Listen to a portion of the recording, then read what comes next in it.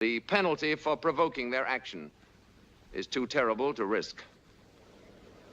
The result is we live in peace, without arms or armies, secure in the knowledge that we are free from aggression and war, free to pursue more profitable enterprises.